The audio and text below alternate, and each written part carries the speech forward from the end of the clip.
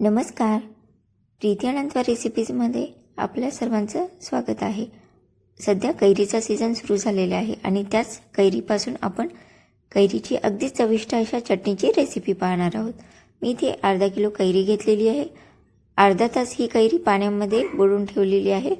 त्यानंतर या कैऱ्या बाहेर काढून स्वच्छ पुसून त्या कैऱ्यावरची साल काढून या कैऱ्या बारीक चिरून घ्यायच्या आहे, म्हणजे साधारण फोडी करून घ्यायच्या आहे.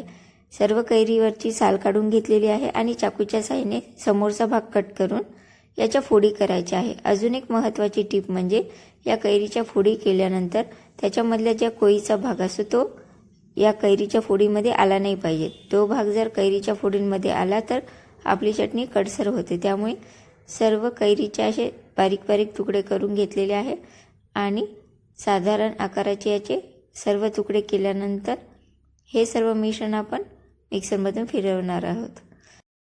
सर्व कैरीच्या पहिल्या फोडी कट करून घेतलेले आहे, लांब लांब स्लाइस केले आणि त्याच्यानंतर याचे फोडी कट करून घेतलेले आहे.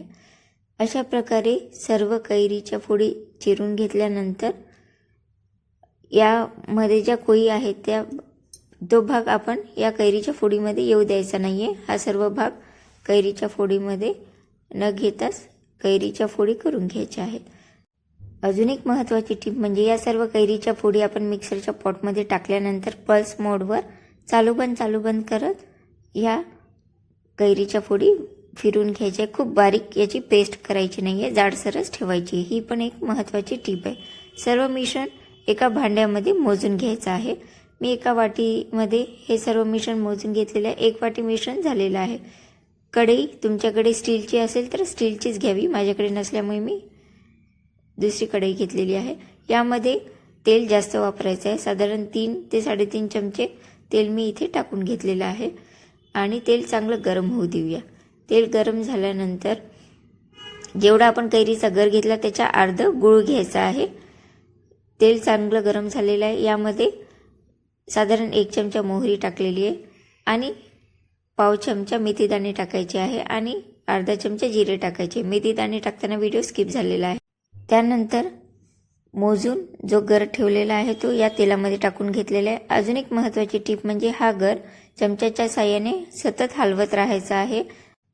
या मिश्रणाचा रंग बदलल्यानंतर मगच यामध्ये बाकीचे साहित्य टाकायचे आहे. रंग बदललेला आहे. साधारण 3-4 मिनिटे याला परतून घेतलेले आहे. आता यामध्ये हळद टाकायची आहे. साधारण अर्धा पाऊण चमचा हळद टाकलेली आहे आणि चवीपुरतं मीठ टाकलेलं आहे. सर्वात महत्त्वाची टीप म्हणजे हळद सुरुवातीला टाकायची नाही आहे. सुरुवातीला जर आपण हळद टाकली तर हे मिश्रण भाजताना ती हळदसुद्धा भाजल्या जाते आणि हळद आपली करपल्यासारखी होते. त्यामुळे सुरुवातीला थोडंसं मिश्रण भाजल्यानंतर हळद टाकली, मीठ टाकलं आणि यामध्ये 1 वाटी कैरीचा गर होता त्यामुळे त्याच्या अर्धा गूळ टाकून घेतलेला आहे. अर्धी वाटी गूळ टाकून घेतलेला आहे. सर्व मिश्रण चांगलं एकजीव करून घ्यायचं आहे. गूळ चांगलं मेल्ट करून घ्यायचं आहे. सर्व मिश्रण चांगलं मिक्स केल्यानंतर याचा रंग बदलतो. पाहू शकता तुम्ही, रंग अगदी मस्त आलेला आहे. आता हे मिश्रण असंच अजून 3-4 मिनिटं ढवळायचं. सर्व मिश्रण थोडंसं होऊ द्यायचं आहे.